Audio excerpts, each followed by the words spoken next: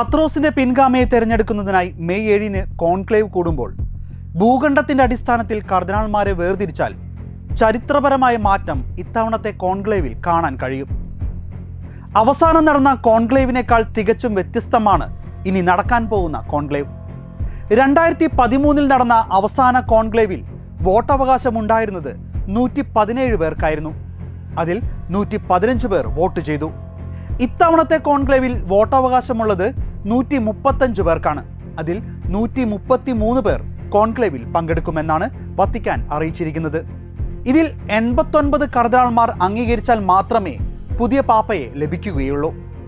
2013 നടന്ന കോൺക്ലേവിൽ 77 കർദിനാൾമാരുടെ അംഗീകാരത്തോടെയാണ് ഫ്രാൻസിസ് പാപ്പ തെരഞ്ഞെടുക്കപ്പെട്ടത്.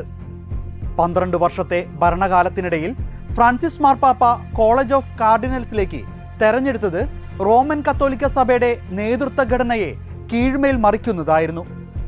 ചരിത്രപരമായ യൂറോപ്യൻ അടിത്തറയിൽ നിന്നും ആഫ്രിക്ക, ഏഷ്യ, ലാറ്റിൻ അമേരിക്ക എന്നീ രാജ്യങ്ങളിലേക്ക് ഇത് മാറി. ഇത് സഭയ്ക്കൊരു ആഗോളമുഖം നൽകുന്നതിന് വേണ്ടിയായിരുന്നു. കാലങ്ങളായി യൂറോപ്പിൽ നിന്നുള്ള കർദിനാൾമാരായിരുന്നു കൂടുതലുണ്ടായിരുന്നത്.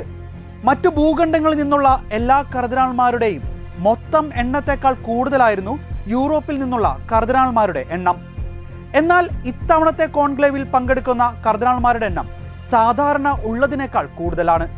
കാരണം ഫ്രാൻസിസ് പാപ്പ അളവിൽ കൂടുതൽ കർദിനാൾമാരെ നിയോഗിച്ചു. ഫ്രാൻസിസ് പാപ്പ തന്റെ ഭരണകാലത്ത് 108 പേരെയാണ് കർദിനാൾ പദവിയിലേക്ക് ഉയർത്തിയത്.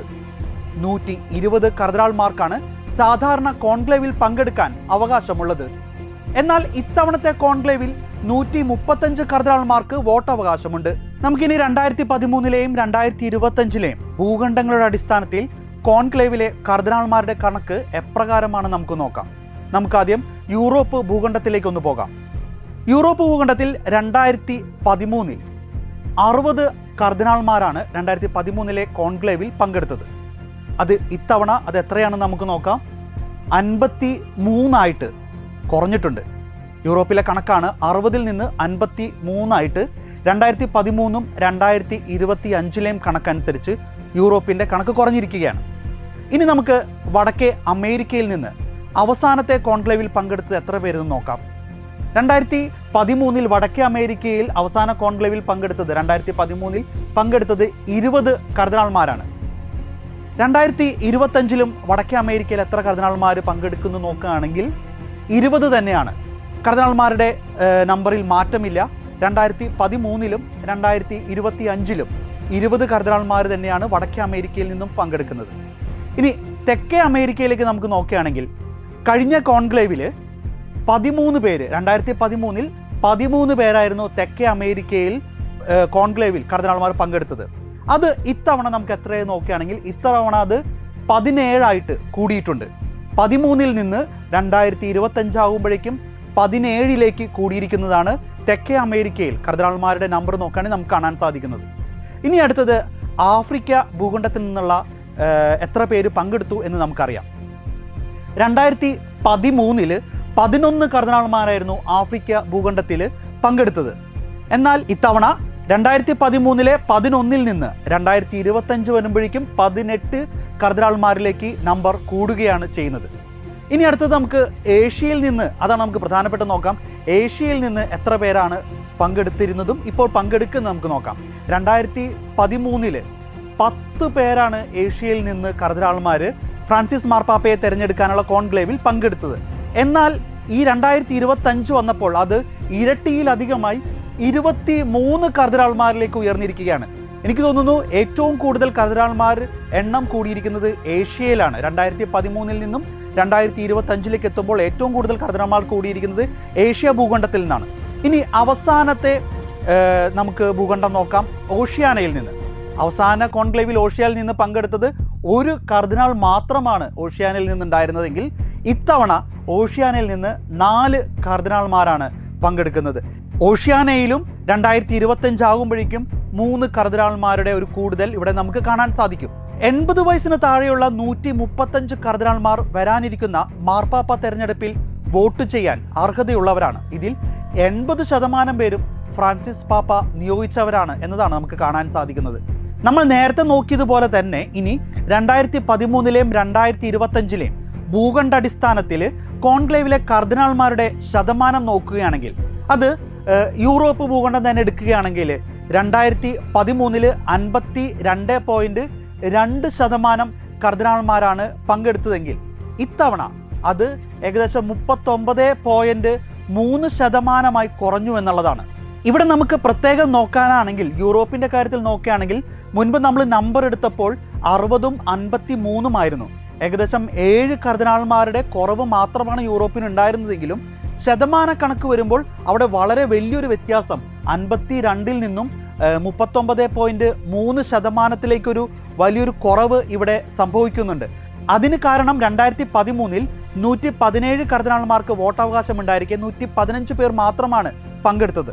ഇവിടെ ആ ഒരു നമ്പർ വ്യത്യാസം വരികയാണ്. 135-ൽ നിന്ന് 133 പേർ ഇപ്പോൾ പങ്കെടുക്കുകയാണ്. ആ ഒരു മൊത്തത്തിലുള്ള ഇത് വരുമ്പോഴാണ് യൂറോപ്പിൻ്റെ ശതമാനം നോക്കുമ്പോൾ യൂറോപ്പിൻ്റെ ശതമാനം 39.3 എന്ന രീതിയിലേക്ക് കുത്തനെ ഇവിടെ താഴ്ന്നിരിക്കുകയാണ്. ഇനി നമുക്ക് അടുത്ത ഭൂഖണ്ഡം നോക്കുകയാണെങ്കിൽ വടക്കേ അമേരിക്ക. വടക്കേ അമേരിക്കയുടെ കണക്ക് ശതമാനം അനുസരിച്ച് 17.4 ആയിരുന്നു 2013-ലെങ്കിൽ ഈ 2025-ൽ നമുക്ക് കാണാൻ സാധിക്കും 14.8% കുറഞ്ഞിരിക്കുകയാണ്. വടക്കേ അമേരിക്കയുടെ കണക്കെടുക്കുമ്പോഴും നേരത്തെ പറഞ്ഞ നമ്പർ ഇതിൽ ബാധകമാകുന്നുണ്ട്. കാരണം 20 കർദിനാൾമാർ തന്നെയാണ് 2013-ലും 2025-ലും വടക്കേ അമേരിക്കയിൽ നിന്ന് വോട്ടവകാശമുള്ളവരും പങ്കെടുക്കുന്നവരും ചെയ്യുന്നത്. പക്ഷേ ഇവിടെ ശതമാനം വീണ്ടും കുറഞ്ഞിരിക്കുകയാണ്.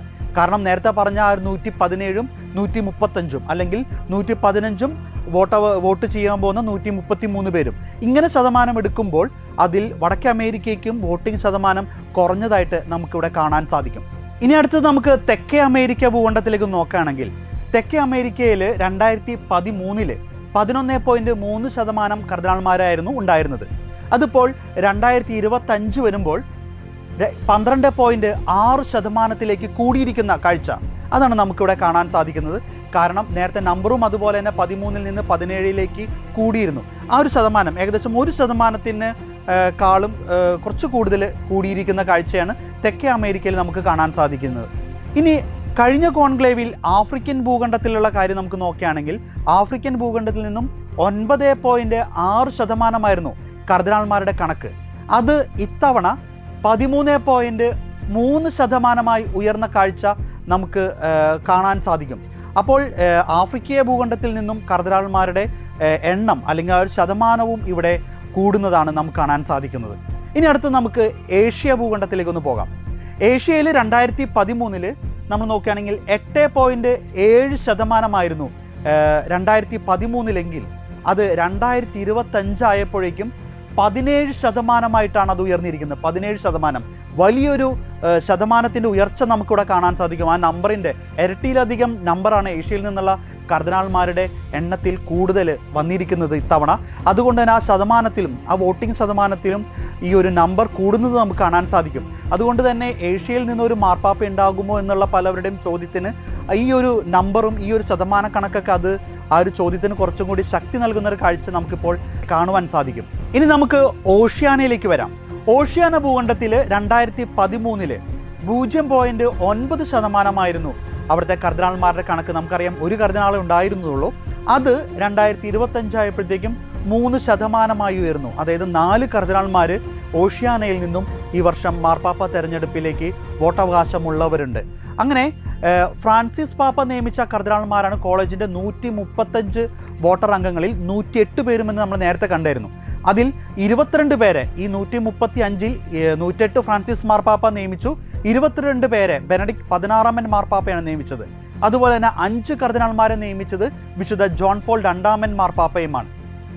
മെയ് 7-ന് ആരംഭിക്കുന്ന കോൺക്ലേവിൽ 80% കർദിനാൾമാർക്കും ഇത് ആദ്യ അനുഭവമാണ്. കാരണം അവർ പുതിയ കർദിനാൾമാരാണ്. കൂടാതെ മറ്റു ഭൂഖണ്ഡങ്ങളിൽ നിന്നും ഇത്തവണ കർദിനാൾമാരുടെ സാന്നിധ്യം കൂടുതലായതിനാൽ തന്നെ ഏഷ്യയിൽ നിന്നോ ആഫ്രിക്കയിൽ നിന്നുമൊക്കെ നമുക്ക് പുതിയ പാപ്പയെ പ്രതീക്ഷിക്കാം. സഭയുടെ വളർച്ചയ്ക്കും നവീകരണത്തിനും വിശദീകരണത്തിനും കഴിവുള്ള സഭാതലവൻ പരിശുദ്ധാത്മാവിനാൽ തെരഞ്ഞെടുക്കപ്പെടാൻ നമുക്ക് പ്രാർത്ഥിക്കാം.